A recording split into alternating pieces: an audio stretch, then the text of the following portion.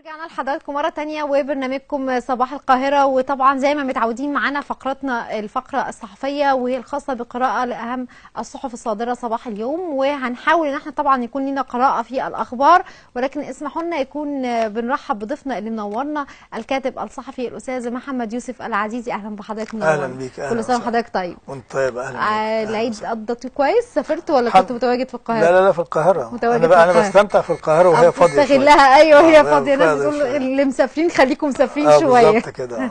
طبعا احنا النهارده اجازة رسمية بسبب طبعا غدا هو 30 من يونيو واحتفالنا بذكرى ثورة 30 من يونيو. زي ما انا قلت في بداية فقرتنا او في بداية الحلقة النهارده ان احنا استردينا من خلالها هوية مصر الثقافية والدينية، هوية شعبنا، عاداتنا وتقاليدنا، كل حاجة اللي كانت بتحاول تتخطف مننا او نحاول نغيرها. كان بنعاني من حالة من الاستقطاب الشديد في داخل المجتمع المصري، كمان احنا قلبنا الموازين بالثورة دي يا فندم، صح كده؟ شوفي يعني لو هنتكلم عن 30 يونيو خلينا الاول نوجه تحية للشعب المصري لان هو طبعا صاحب الدور الاول فيها، وبعدين بتيجي بعد كده حتى القيادة السياسية الموجودة. كان الشعب المصري هو الفاعل الرئيسي او البطل الرئيسي، صحيح، بصرف النظر عن النخبه وغيره. في حياه الشعوب دايما بيبقى في تواريخ مهمه قوي، تواريخ تفصل بين اللي قبلها واللي بعدها. صح. 30 يونيو من ضمن التواريخ، زي 52 23 يونيو 52، زي 6 اكتوبر، زي 30 يونيو. بس 30 يونيو لازم يرتبط مباشره بتاريخ بعده ب3 ايام اللي هو 3/7. لان انت ممكن مثلا يحصل عندك احداث مهمه ونتائجها ما تبقاش إيجابية. بالظبط. الثورة دايما بتتحسب بنتائجها الإيجابية مش في قيامها، مش بمجرد إنها ثورة. صح. يعني تقوم ثورة في مكان فالدنيا تتدهور والبلاد تطير زي ما حصل حوالينا، تبقى مش ثورة، تبقى مؤامرة، تسميها أي حاجة. صح. احنا عندنا في 30 يونيو ارتبط التاريخ من 30 يونيو إرادة شعب. انت كنت بتقول استرد هويته الثقافيه، لا هو استرد الدوله نفسها.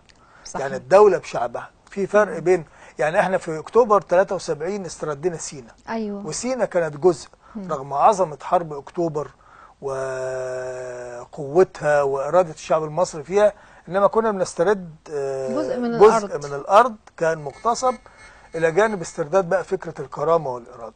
في 30 يونيو كان الوطن بكامله. والكلام ده بقى ملوش علاقة بان احنا يعني بنجمل المسألة، لا ده تاريخ. ده بالعكس. لما بنتكلم عن تاريخ فبنتكلم عن حقائق وعن واقع مفترض الناس كلها عاشته وشايفاه. بيحصل في السكة وانت بتعملي الكلام ده ضحايا وتمن لازم يدفع، ممكن نتكلم عليه بعدين. انما احنا بنتكلم على 30 يونيو و3/7. و3/7 بالتحديد. لو ما حصلش 3/7 كان 30 يونيو ده كأن لم يكن. كانت البلد ديت تحولت زي بعض الدول اللي احنا شايفينها حوالينا، اتفكت ولسه ما زلنا في حروب أهلية والدنيا كانت بالظبط. يعني بالظبط، لان كان هناك تهديدات ان كان في ميليشيات وكان في حاجات كتيره جدا تحدث داخل المجتمع المصري، كان في يعني بوادر حرب اهليه بالفعل. وكان ده اللي حصل من خلال بعض المظاهرات اللي كانت عند الاتحاديه وسحب المواطنين هناك. ده صحيح. يعني كان في دوله داخل الدوله زي ما بالظبط. فهو 30 يونيو بقى كان فكره اراده الشعب المصري اللي اختلفت عن اراده النخبه. وهقول لك مفارقه سريعه كده. النخبة في الفترة ديت اللي بتقول ان احنا اللي عملنا وعملنا وعملنا، النخبة كانت بتتكلم ايه؟ تتكلم عن ان مرسي يعمل انتخابات رئاسية مبكرة او يتنازل عن او يمشي من الحكم. كان في بعض المطالب اللي هو دي النخبة. وداخله في اطار، وما ننساش خطاب الشرعية. بالظبط. 48 مرة شرعية دي ما ننساهوش. فكانت النخبة داخله في فكرة التفاوض على فكرة الرئيس. الشعب المصري لانه ذكي وادرك ان في خطر بيهدد الدولة كلها وبيهدد وجوده، فرفع الشعار العبقري يسقط حكم المرشد. ما قالش يسقط محمد مرسي، قال يسقط حكم المرشد. لأنه يعلم جيدا من هو الحاكم. معناها ان الدولة في الفترة ديت كانت مخطوفة لحساب جماعة، فهو عايز يسترد دولته تاني بما فيها بقى الأرض والهوية الثقافية والهوية وشخصية المصرية وكل ما في هذا الوطن وفي هذا الشعب. فديت عبقرية 30 يونيو. اسمح لي اقرا لحضرتك الخبر المنشط الرئيسي في جريده المصري اليوم. هو هؤلاء مهدوا الارض ل 30/6 وهم القضاه والازهر والكنيسه والاعلام وتمرد. طبعا دول الكيانات او المؤسسات المتواجده داخل مصر اللي مهدوا الطريق ل 30/6. حلفاء الميدان توحدوا لاسقاط دوله المرشد زي ما حضرتك يمكن كنت بتقول، واختلفوا بعد النص. سالنا الخبراء ما انجازات 1095 يوما وما هي مطالبهم في 365 الحاسمة. 30 يونيو تهزم الإخوان وترتبك في ملف تغيير الخطاب الديني ده ويعتبر المعركة المؤجلة. وفي الذكرى الرابعة التنمية تتحدى الألغام والهيئة الهندسية في 3 سنوات. وده طبعا هناك ملف كامل لإنجازات الإنجازات الماضية منذ ثورة 30 يونيو حتى الآن، وإنجازات أيضا الرئيس عبد الفتاح السيسي. ده داخل ملف خاص داخل شوف ال 1095 يوم من 30 يونيو زي ما قلت لحضرتك هم الملفات اللي تمت في الفترة دي. في ملفات كانت حتمية وضرورية، لما تسقطي نظام جماعة أو تستردي وطن من جماعة كانت عايزة تاخده في سكة تانية خالص، فكان من الطبيعي إن يبقى في يعني فعل مضاد، وفعل مضاد عكسي وقوي وشرس اللي هو فكرة الإرهاب. صح. فأنت كان في ملف حتمي لازم تواجهيه، هو ملف الارهاب اللي لسه لحد دلوقتي ما زلنا بنواجهه. يعني في ضربات استباقيه كبيره جدا لان ده مرتبط بمنظومه كبيره جدا مش بالنسبه لمصر بس. فده ملف كان لازم نواجهه ولازم يدفع فيه ثمن غالي وثمن عظيم من بدايه من 30 ومن 3/7. يعني نتذكر كلنا الكلمة اللي قالها الفريق أول عبد الفتاح السيسي لما كان وزير دفاع واتكلم عن فكرة الإرهاب المحتمل. الإرهاب المحتمل ده راجع لفكرة المعلومات والخطة الكبيرة اللي كانت بتستهدف هذا الوطن. في السكة استهدفت 4 5 دول تحولوا إلى دول يعني ربنا يستر عليها، وفي إطار التقسيم دلوقتي. فده ملف كان لازم نواجهه وتواجهه مصر، وبتدفع فيه ثمن كتير بقى من ضحايا من الشرطه ومن الجيش ومن المدنيين ومن كلنا بنعاني في هذا المجال. الى جانب فكره بقى ان انت عايزه تاخد الدوله ديت المتوتره المضطربه اللي كلها ارهاب وضع الاول مستقر، امني مستقر. صح. الامن بتصرف عليه كتير جدا. الامن اغلى سلعه في العالم، اغلى من اي حاجه في الدنيا. هي فكره ان انت تحققي فكرة الأمن إلى حد ما. مفيش دولة آمنة بدرجة 100%، حتى يعني اللي موجودة في اللي في سويسرا أو مفيش دولة آمنة، إنما في درجة ما من الإحساس الكبير بالأمن، إن أنت ماشية مش خايفة. فده ملف مهم جدا كان لازم يعني إيه مصر تواجهه وما زالت حتى الآن. طب وأنت عايزة تعملي دولة بقى، أنا مش بتكلم بقى على 1095 ولا إنجازات، لا أنا بسميها ملفات كان لازم تمشي فيها فعلا. في ملفات كبيره جدا وتشتغل عليها عشان تقدري تعملي دولة. ارجع تاني واقول في وسط الملفات ديت وفي وسط المواجهه ديت في ثمن بيدفع. ايوه في ثمن بيدفع، ولسه لحد دلوقتي بندفع ثمن بيدفعوا الناس من اكلها ومن شربها ومن استقرارها ومن حياتها ومن كل حاجه ومن كل اللي هي عايزاه. دلوقتي في ناس كتير جدا يعني مش قادره توصل للحد الادنى من الحياه، انما هي ثمن هتدفعه. بيدفعوا الكبير وبيدفعوا الصغير بس بدرجات. هي المشكله ان انا اقدر بقى زي يعني اقفز لاخر كلام بيتقال ال 365 يوم الباقيين مطلوب فيهم ايه؟ مطلوب ان انا ابص بقى للمساله دي، ابص للناس اللي بتدفع الثمن. مش كل يوم انا مطلوب ان انا اتفاجئ بحاجه بتخبطني على دماغي كده. صحيح انا عارف ان انا عندي برنامج اصلاح اقتصادي لازم امر فيه، عندي برنامج سواء بقى من البنك من صندوق النقد الدولي او من رؤيه مصريه او كل الكلام ده انا لا يعنيني. انا يعنيني في الاصل ان المواطن المصري الغلبان ما يدنش، يعني المساله ضغط عليه الى ابعد مدى. بالظبط. في جهود بتعملها الحكومه او الدوله، فكره ان انا بعمل مظله حمايه اجتماعيه شويه وبدش الناس شويه فلوس. انا النهارده اسعار الوقود زادت، البنزين زاد، خد في سكته الزياده اللي اتقررت خلال الكلام اللي قالها الرئيس السيسي. يعني سواء زياده معاشات او ما اعرفش، يعني اللي بيحط صفيحه بنزين في الاسبوع. لان حضرتك شايف ان اسعار زياده المواد البتروليه ده بيؤثر على يعني او بالتالي بيزيد الاسعار كلها. خلي بالك في اي دوله من دول العالم المستقره اللي عندها حكومه واعيه وعندها رقابه حقيقيه وعندها برامج واضحه محدده، ممكن سعر الوقود ما يعملش اللي بيحصل في مصر. انما احنا في مصر لان احنا بلد او نظام ما عندوش قدره لسه، او حكومه ما عندهاش قدره لسه انها تواجه الكلام ده بكل تداعياته السلبيه. فمجرد ما بتترفع اي سلعه خصوصا الوقود فبيرفع معها كل السلع. وانت ما بتقدريش تواجه، انت بتواجه الكلام ده بايه بقى؟ بمجموعه من التصريحات. هننزل وهنشوف المواقف وهنشوف السيرفيس وهنشوف ما اعرفش ايه وهنشوف ايه، وفي الاخر بالفعل هيكون في طبعا يعني بيان صحفي لرئيس الوزراء المهندس شريف اسماعيل لشرح تفاصيل اكثر عن القرارات الخاصه بزياده الاسعار المواد البتروليه، وبنتمنى ان يكون من خلال ما حضرتك ما بتقول برضو ان يكون في رقابه جيده وفي ضبط الاسعار وفي حاجات يعني مفترض انها هتتم بقى، ما يبقاش كلام مرسل. يعني شوف انا محتاج لو انا بوفر بقلل من فاتوره الدعم وبوفر فلوس والكلام ده هينعكس على الناس، انا محتاج قريبا برضو اعمل زياده مره تانية عشان الناس دي تقدر تواجه الحياه ديت. مفيش حاجه هتنزل. ما تقولش زياده بس زياده في المرتبات حضرتك قصدك؟ انا بقول لا انا بقول لك زياده في الدخل. انما بالنسبه للطاقه والمحروقات على فكره احنا عارفين من سنتين ان الكلام ده هيتم رفعه خلال 5 سنين. صح. يعني احنا مش مفاجئين. هي المفاجاه ان انت امبارح كان في وزير بيقول او مسؤول بيقول ان احنا مش عارفين والنهارده تزيد، وانا بشايف ان الكلام ده ليه علاقه بفكره ان الناس بقى ما تتصرفش تصرفات يعني فيها نوع من انواع الغباء، وتلاقي طوابير والدنيا واقفه والناس بتخبي السلع وبتعمل فهي كده ولا كده انت خلاص خدت الصدمه. لان احنا بقى بصي برنامج الاصلاح الاقتصادي المصري هو برنامج كله صدمات. صحيح. ولازم نبقى متوقعين كل الصدمات ديت، ولازم نكون يد واحده ونعلم جيدا ما نواجهه. صح. شوف الرئيس قال ايه مثلا بالنسبه لبطاقات التموين والدعم، رفعها من 21 جنيه للفرد ل 50 جنيه. الكلام ده يعني انا كنت اتمنى، بس هي المساله انا ما اعرفش في غايب عن الحكومه فكره الحس السياسي، او غايب عن الحكومه فكره الموائمه انها تبقى يعني عارفه تختار الوقت المناسب. الرئيس قال هنزود البطاقه من اول 7، وبعدين طلع وزير التموين مباشره قال سكر التموين يزيد 2 جنيه والزيت يزيد مش عارف 4 جنيه. ايه الحكايه؟ يعني انت بتديني زياده وبتقول لي زياده ديت يا سيدي هتدفعها في الحاجات ديت. طب انا ايه اللي انا عملته بقى؟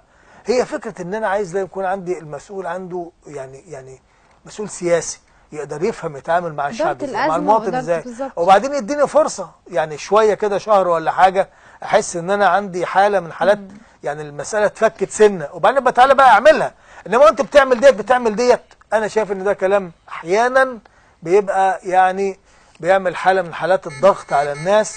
انما انا عايز اقول برضو ان احنا ممر ماشيين فيه بالزبط. ولازم نعدي يعني منه. يمكن حضرتك زي ما بتقول ان الرئيس عبد الفتاح السيسي قال لازم نبقى ايد واحده، لان انا ممكن اخلي الامور خاصه ونمشي ده يعني زي ما كنا قبل كده على نفس الوضع الاقتصادي ويبقى ما فيش حاجه معموله للاجيال القادمه. يعني هنفضل نعاني حتى اولادنا يعانوا. احنا بنعاني دلوقتي عشان اولادنا يستريحوا. شوف يا استاذ الدين، انا برضو يعني لما بتكلم عن الرئيس لما هو بيحاول يعمل اللي قدر استطاعه زي ما بقول انا يعني ده المتاح عندي في الموازنه.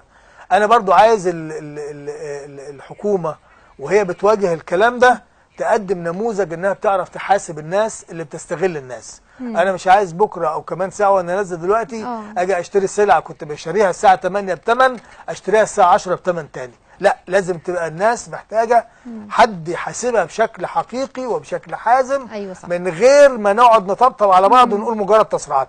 انا مش عايز حكومه التصريحات، انا عايز حكومه الفعل.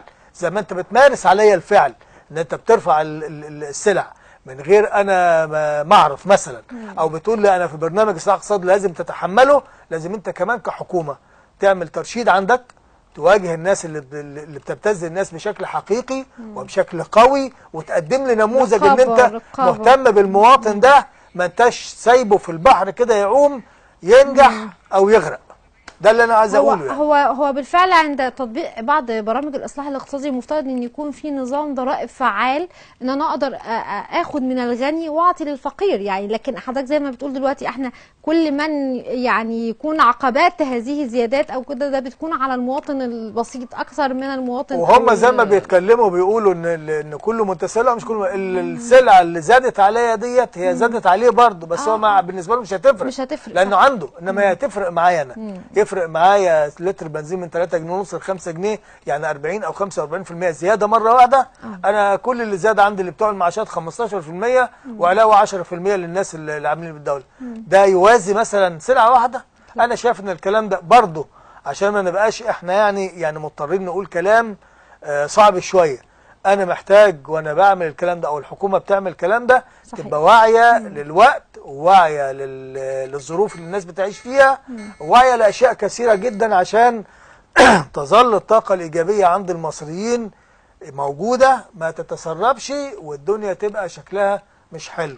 احنا عايزين نمر وعايزين نعمل دوله، وان شاء الله يمكن في اخر 2017 الايرادات بتاعه حقول الغاز هتبدا تدخل الخزانه المصريه.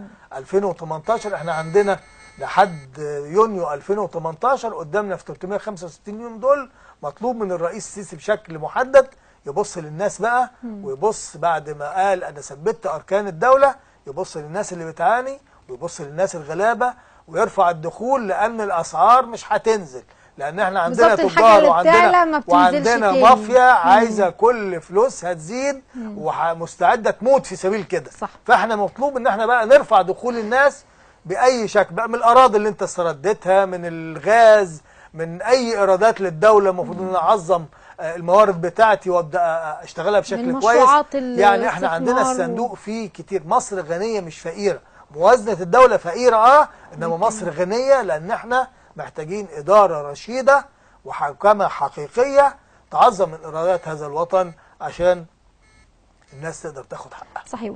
وتغليظ ايضا القوانين الخاصه بالرقابه على الاسواق والتجار والسلع والمحتكرين. يعني محتاجين فعلا ان يكون في تضافر من جميع الجهات لتامين المواطن المصري البسيط، مش اكثر ولا اقل، ولكن هو تامين حياته المعيشيه صحيح. علشان ما يعانيش اكتر من كده. اصل هو خلي بالك، اصل هو ده الظهير. احنا بنتكلم على 30/7 ومحتفلين بثوره الليل. ومين نزل في 30/7؟ قلنا اللي عمل الثوره ديت الشعب والغلابه بتوع حزب الكنبه اللي كانوا بيقولوا عليهم. الناس الغلابه اللي في البيوت اللي بتعاني دلوقتي من اي موجة ارتفاع ولو بسيطة، هم اللي عملوا الثورة ديت، مش النخبة على فكرة.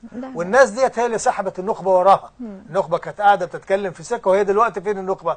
انت عندك حياة سياسية، عندك احزاب، عندك نخب، فين دول؟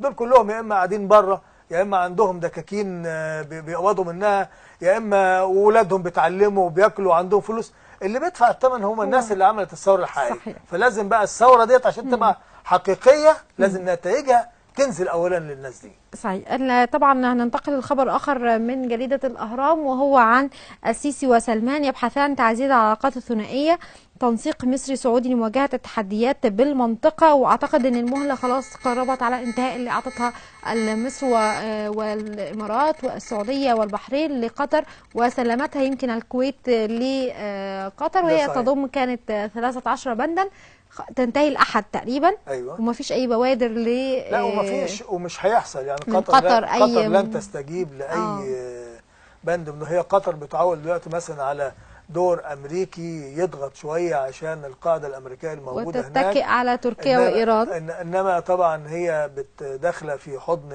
إيران وتركيا تقريبا الأعداء التقليديين في الإقليم بالنسبة للمنطقة العربية.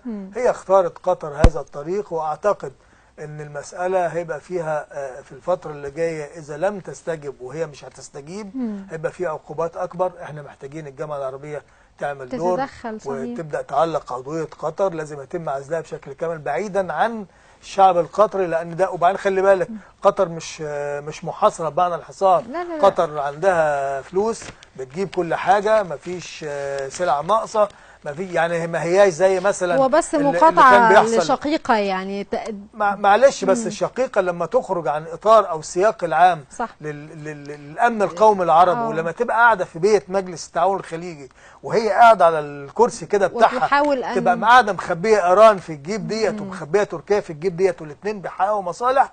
وعلى فكره هي قطر برضو مش قادره تستوعب ان تركيا حليف غير مأمون الجانب. تركيا بتلعب مع اي دوله بتحقق لها مصالحها. اشتغلت مع اسرائيل وعملت تحالف استراتيجي، عملت مع السعوديه وعملت مع الامارات، واشتغلت مع امريكا وبعدين اشتغلت مع ايران اهم لتركيا مصالحها الاقتصاديه، بتجمع كل التناقضات في وقت واحد، لان اردوغان ده اراجوز بيلعب على كل الحبال، وبالتالي هي بالنسبه لها كحليف لقطر هو حليف غير مأمون الجانب. ده رقم 2 في عداء تاريخي بين الخليج وبين الامارات، بين ايران. ازاي انا كدوله جاره وشقيقه في مجلس تعاون احط نفسي في حضن دولة عندها اطماع حقيقية في المنطقة، صح، وبتثير قلاقل في المنطقة، ووزير خارجيتها وهم قالوا ان احنا بندير 5 دول في العراق وفي سوريا وفي لبنان وفي اليمن. ايران متواجدة في الاماكن دي كلها. انا مش فاهم الرشد السياسي عند النظام الحاكم في قطر والحقيقة واصل لحد فين. انما احنا بنتكلم بقى كمصر، احنا عندنا طار مع قطر ومن زمان واحنا بنقول عليه ان احنا لازم ناخده. احنا برضو في خبر في المصري اليوم، مصر تؤدب قطر في مجلس الامن، القاهره توثق ارهاب الدوحه في ليبيا بتقارير خبراء الامم المتحده. وده يمكن في اعنف هجوم مصري على قطر منذ اعلان مصر والسعوديه والامارات والبحرين مقاطعه الدوحه على خلفيه دعمها للتنظيمات الارهابيه. اتهم وفد مصر في مجلس الامن قطر بدعم الجماعات الارهابيه، واستعرض اوجه الدعم الذي قدمته للارهاب في ليبيا، مستشهدا بتقارير فرق خبراء مجلس الامن. وده اللي شدد من خلاله السفير عمرو ابو العطا مندوب مصر الدائم لدى الامم المتحده. صحيح. انت عارفه مصر هي عندها ملف مكافحه الارهاب في مجلس الامن، باعتبار ان هي عضو غير دائم في مجلس الامن، فعندها الملف ده. وعندها ملف الارهاب كمان اللي موجود في افريقيا ده في حوزه مصر. فمصر طبعا مش مصر بس، مصر والامارات والسعوديه عاملين شغل يعني جامد جدا في مجلس الامن. لان فكره ان انت بتقول ان قطر بتدعم الارهاب وما عندكيش ما خدتيش خطوه لها علاقه بمجلس الامن وبدوره وبالفصل السابع في مواجهه الارهاب او الدول اللي بتدعم الارهاب. احنا كنا زمان عارفين شايفين ان امريكا ومجلس الامن اصدر قرارات لبعض الدول الراعيه للارهاب زي ايران وزي كوريا الشماليه وما زال. ايه بقى المشكله؟ المشكله عند قطر ان هي دخلت في منطقه ومش عارفه تخرج منها. والمشكله عند قطر ان هي تحولت الى دوله محتله زيها زي مثلا فلسطين كده، لما يبقى عندها قاعده امريكيه، عندها قاعده تركيه، عندها الحرس الثوري الايراني. يعني انا مش فاهم دوله بهذا المنطق داخل بيت مجلس التعاون الخليجي تبقى بهذا الشكل. الدور اللي بتعمله مصر دلوقتي لابد من حسابه زي ما قال الرئيس. الدول اللي بتدعم الارهاب لازم تتحاسب، وتتحاسب بالقانون الدولي وبنظام مجلس الامن عشان يبقى في رؤيه للعالم كله. لان المساله ما انتهتش بس عند اللي بتعمله في سوريا وعند اللي بتعمله في اليمن، لا ده بتلعب في الفناء الخلفي عندنا في ليبيا لمصر. صح. والكلام بالنسبه لمصر بقى شيء مهم. يمكن من يومين 3 12 سياره دفع رباعي. تخيلي دول لو كانوا عدوا كانوا عملوا ايه في منطقه الصعيد او في الدلتا باموال قطريه وبسلاح قطر. والكلام ده على فكره موثق صوت وصوره، سواء مكالمات سواء اسلحه مكتوب عليها قطر، سواء شحنات من طائرات. يعني كل الكلام ده موثق مش كلام وما زالت قطر بتتكلم على ان ده الكلام ده غير صحيح. وهي يعني هو انا لما يكون عندي 26 واحد مختطف في العراق من ميليشيا او من جماعه ارهابيه، ادفع $1 مليار عشان اخلص 26 واحد؟ ده $1 مليار دول يغيروا اقتصاد دوله، يحطوها بشكل كويس قوي. انما انا بدفعهم كباب سري لدعم الجماعات الارهابيه. قطر طول عمرها والجزيره طول عمرها المنبر الوحيد لتنظيم القاعده، المنبر الوحيد لكل القاده الاسرائيليين اللي ما كانوش بيظهروا على اي قناه عربيه، بتظهروا على قناه قطر. المنبر الوحيد او نقطه التفاوض الوحيده لكل الجماعات الارهابيه مع القاعده، مع طالبان، مع اللي موجودين في النصره. هي اي وساطه بتعملها مع جماعات ارهابيه. ده معناه ايه؟ معناها انها ممول وداعم وعندها علاقات وعندها صلات. مساله مش محتاجه ان حد يجتهد ويقول، انما المستندات موجوده، تسجيلات موجوده. صح. ولازم تتحاسب. اعتقد ان هي يعني لن ترضخ لي زي ما حضرتك تقول المهله، ومش هترضخ لي طلبات الدول الاربع. اصل القرار مش بتاعها دلوقتي، القرار دلوقتي بقى بتاع ايران وبتاع تركيا. طيب مش بتاعها. هل تتوقع ممكن التصعيد ايه غير بعد مثلا حضرتك بتطالب بالجمعيه العربيه بتعليق عضويه قطر؟ ممكن يعني الامور هتتصاعد لايه من خلال يعني وارد جدا ان مجلس التعاون الخليجي يعني يطردها من المجلس، يعزلها تماما، لان مش ممكن اكون انا دوله عضو ومحضر معايا ايران وتركيا على ترابيزه اجتماعات مجلس التعاون، ما ينفعش. فده وارد جدا انها تبدا الامارات والسعوديه والبحرين تسحب كل استثماراتها من اللي موجوده في قطر، تسحب الفلوس الموجوده او الصناديق الموجوده في قطر، فهتعمل هزه عنيفه جدا. الامارات دلوقتي بتلوح، واعتقد ان الامارات يعني انا شخصيا معجب جدا بادائها في الخارجيه وبقراراتها، انها بتاخد القرارات يعني بتسبقنا احيانا. ايوه يعني قالت دلوقتي يعني تهديد واضح او تصريح واضح، قالت احنا او تركيا، وقالت لتركيا احنا او قطر. يعني مساله عندها حوالي 10 مليار دولار استثمارات في الامارات محطوطه في تركيا، ممكن تسحبها. فالمساله بالنسبه لها تقدر تاخد خطوات تصعيديه بحيث انها توصلها لحاله عزله كامله. بس من الكلام اللي بيتقال ان هي الشعب القطري مش هيموت، لانه بيجي له عنده الممر المائي مع ايران مفتوح، مع بعض الموانئ الكويت لسه مفتوح، مع عندها خطوط طيران مع ايران ومع يعني المساله بالنسبه لها مش هتموت، انما التكلفه عليها هتبقى عاليه. صحيح.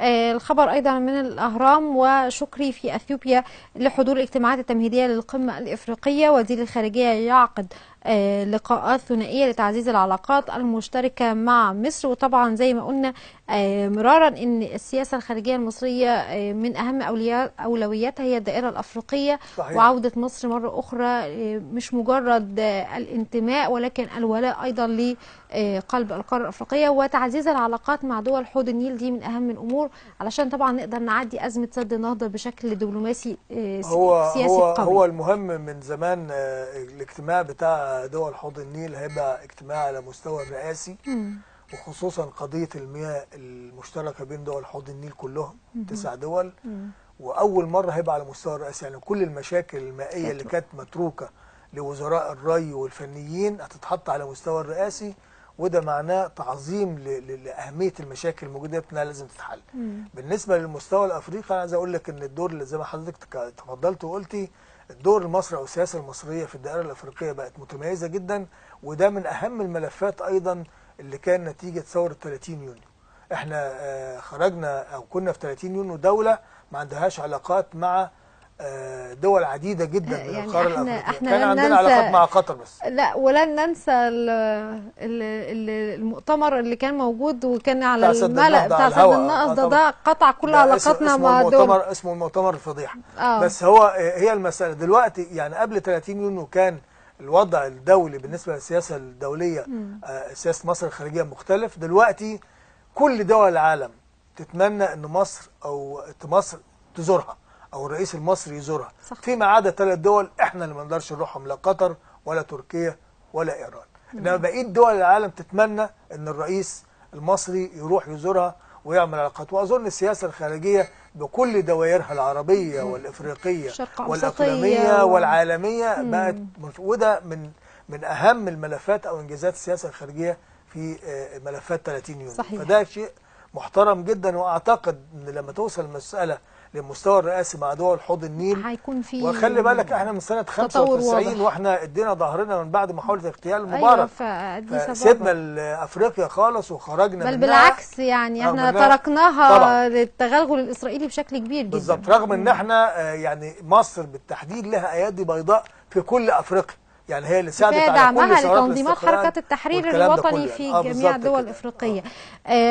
أيضا هناك خبر من الأهرام: حماس تقيم منطقة أمنية عازلة على الحدود مع مصر. من الواضح أن حماس يعني استعادت رشدها. أنا يمكن أخذ كلمة الرشد السياسي من حضرتك من خلال بعض التصرفات اللي بتقوم بيها بقالها فترة، يعني خلال آخر بيان ليها بتنصلها من أنها تنتمي لجماعة الإخوان المسلمين. يعني كلام البيان بتاع انها بتتناصل من الاخوان المسلمين ده كلام مش صحيح، لان هي اساسا فرع رئيسي من الاخوان المسلمين. انما ايا كان الوضع، انا يهمني في المنطقه ديت ان انا احقق الامن بدرجه جيده في المنطقه ديت. لما تعمل درجه عازله، منطقه عازله على فكره مش كبيره قوي، ده مساحتها 100 متر، فدي 100 متر منطقه عازله عشان تبقى تقدر يعني تبقى متشافه ومنظوره ومراقبه بالكاميرات والى اخره، عشان فكره التسلل والكلام ده. ايا كان حماس بترجع لرشدها او ما ترجعش لرشدها، احنا يهمنا الامن القومي المصري بالتحديد، صح. وان احنا تبقى علاقاتنا بحدودنا وجيراننا الى حد ما يعني فيها نوع من انواع الاستقرار والترتيب، عشان نقدر نشوف معاركنا الداخليه. احنا عندنا معارك داخليه مهمه جدا كنا بنتكلم عنها من شويه، الغلاء وارتفاع الاسعار ودخول الناس ومشاكل الناس. الكلام ده احنا محتاجين نركز فيه. لما يبقى عندي المنطقه بتاعه الحدود مع غزه ال 12 كيلو او 13 كيلو فيها درجه ما من الامان وفيها مسؤوليه، عشان ما مشتركه. صحيح، مسؤوليه مشتركه عشان الناس ما تهربش من المسؤوليه بتاعتها. انما حماس هتقول ان انا ما بقتش من الاخوان، ده كلام ما عادش خلاص، يعني ما حدش عاد بيصدقه. انما يهمها مصالحها. حماس بتشتغل بشكل براجماتي. النهارده مع قطر في ازمه مع قطر، ممكن تسيب قطر وتروح حته ثانيه. كانت مع بشار الاسد، مجرد ما دخل ازمه سابته وقالت له باي باي وراحت ما اعرفش اترمت في حضن مين، وفي ايران وهكذا. ناس بتلعب على المتناقضات وعلى مصالحها، وده معروف سياستهم. ما هي ده منظمه او حركه مصنفه ارهابيه عند دول كثيره جدا في العالم، ومع ذلك احنا بنتعامل بحكم الحدود والجيران، انما في اطار من الادب، وكل واحد يعرف حدوده ويعرف قيمته ويعرف هو يقدر يعمل ايه وما يعملش ايه. نورتنا يا فندم، بشكرك على وجودك معانا، وكل سنه وحضرتك طيب بمناسبه العيد وذكرى احتفالنا بثوره 30 من يونيو الذكرى الرابعه. بشكرك، نورتنا، شكرا جزيلا على وجودك. طبعا بشكر الكاتب الصحفي الاستاذ محمد يوسف العزيزي على وجوده معانا النهارده، وهنخرج لتقرير مهم جدا عن المتحف المصري. وعايزه قبل ما اقول على التقرير ان دار الاوبرا المصريه تفتح ابوابها غدا طوال اليوم لاستقبال المصريين وجموع الشعب المصري الاحتفال بذكرى ثورة 30 من يونيو. وأيضا المتاحف التابعة لوزارة الثقافة تفتح أبوابها، وأتمنى أن أنتم كمان تحتفلوا بهذه الثورة العظيمة، ثورة شعب وهي إرادة الشعب المصري بالفعل، نقطة فاصلة في تاريخ الشعب المصري أو في تاريخ الوطن المصري والعربي والعالمي أيضا. هي غيرت وقلبت كل الموازين العالمية. هنخرج لتقرير خاص عن المتحف المصري، وهناك جزء في داخل هذا المتحف للأطفال من خلال يعني توضيح لبعض الآثار المصرية من خلال بعض مكعبات معينة. ممكن الأطفال يشكلوا الأشكال الخاصة بالأهرامات وأبو الهول وبعض التماثيل الفرعونية الأصيلة يعني الآثار المصرية القوية جدا والجميلة جدا. طبعا مع بعض نتابع التقرير ونرجع لكم مرة تانية ونستقبل ضيفنا اللي منورنا المطرب الشعبي الأستاذ سيد الأمير بعد هذا التقرير. احنا النهارده في متحف الطفل المتحف المصري، وانا اسمي شيرين امين، المشرف العام على متحف الطفل بالقاهره بالمتحف المصري. متحف الطفل هو جزء من المتحف المصري وبيقدم الحضاره المصريه القديمه بس بالمكعبات. نحاول نربط الطفل بتراثه الثقافي والحضاري، وبيقدم برامج تعليميه لفئات عمريه كتير من 4 سنين لغايه ثانويه عامه.